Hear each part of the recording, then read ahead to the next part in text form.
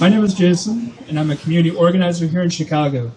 I'm here today because the U.S. ruling class continues to impose its will on sovereign nations. And we as Americans living in the belly of the beast have a responsibility to oppose it.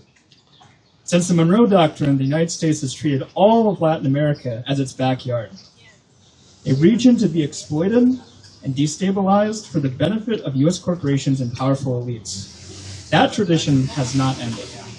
It is alive and well today. This year alone, the Trump administration orchestrated the kidnapping of a sitting head of state, Nicolas Maduro of Venezuela, who now sits imprisoned in New York with First Lady Cecilia Flores. They have intensified the decades-long blockade on Cuba, piling on new sanctions, targeting leaders including Raul Castro and President Miguel Diaz-Canel. These genocidal sanctions are not simply political pressure. They have caused devastating energy shortages and cost human lives. Lives that the U.S. claims to care about with breathtaking hypocrisy. And now, leaked recordings have exposed what is being called Honduras Gate, an alleged conspiracy involving Trump, Netanyahu, Mire, and Honduran politician Atura to destabilize left-wing governments across the region. According to these recordings, the plan includes silencing election watchdogs in Honduras, establishing a U.S. military base on Honduran soil, and running consolidated media attacks against Colombia's Gustavo Petro and Mexico's Claudia Sheinbaum.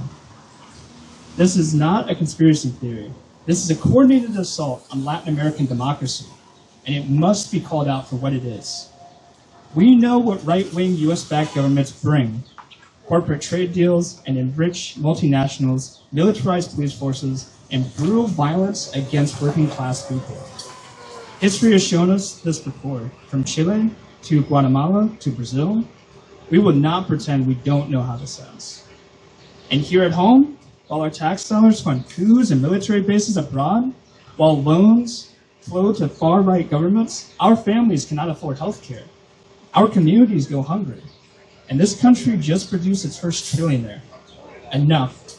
The people of Colombia, of Mexico, of Honduras, of Venezuela, of Cuba, they have the absolute right to determine their own futures, free from foreign interference. This is not a radical idea. That is the bare minimum of respect between nations.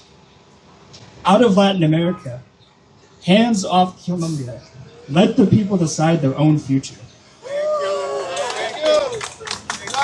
Se vive, se siente, se pela presidente. Se vive, se siente, se pela presidente. Se vive,